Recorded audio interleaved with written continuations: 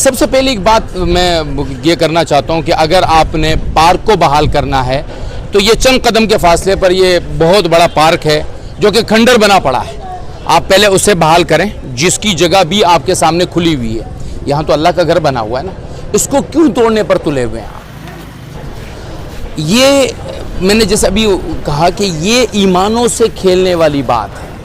آپ مجھ سے کہتے ہو کہ میں آپ کا گھر توڑ دوں گا تو میں آپ سے درخواست کروں گا کہ بھئی اللہ کے لیے نہ کریں، پھر اچھا یہ توڑ دے وہ توڑ دے۔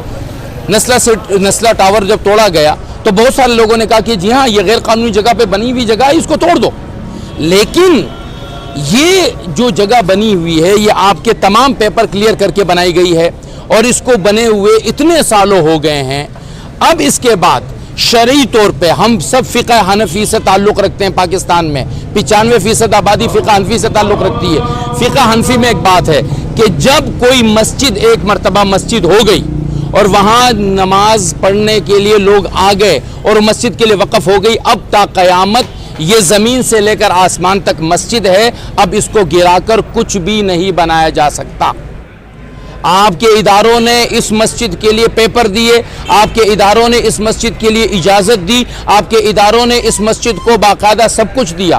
اب اگر آپ اس کو توڑتے ہیں، اس کا مطلب یہ ہے کہ آپ نے مسلمانوں کے جو جذبات ہے، جو ایمان ہے، جو یہاں پر نمازیں ہیں، ان سب کو آپ کہہ رہے ہیں۔ کل ہی ایک سوال آیا کہ جناب ایسے قبضے کی جگہ پر نماز پڑھنا جائز ہے کہ ناجائز ہے؟ مطلب آپ یہ کہہ رہے ہیں کہ گزشتہ 40 سال سے جو یہاں نمازیں ہو رہی ہے وہ نمازیں لوگوں کی غارت ہو چکی ہے، وہ لوگوں کی برباد ہو چکی ہے۔ نہیں، ایسا نہیں ہے، یہ باقاعدہ مسجد ہے اور انشاءاللہ تا قیامت یہ مسجد رہے گی انشاءاللہ، اور اس کو گرنے نہیں دیا جائے گا انشاءاللہ۔ ان مسلمانوں کو مجبور نہ کیا جائے کہ یہ اپنے ریاست کے خلاف ڈنڈا اٹھائے اور ہم مجبور ہو کر یہ کہنے لگے کہ اب ہماری جانیں جا سکتی ہے، اللہ کا گھر نہیں جا سکتا۔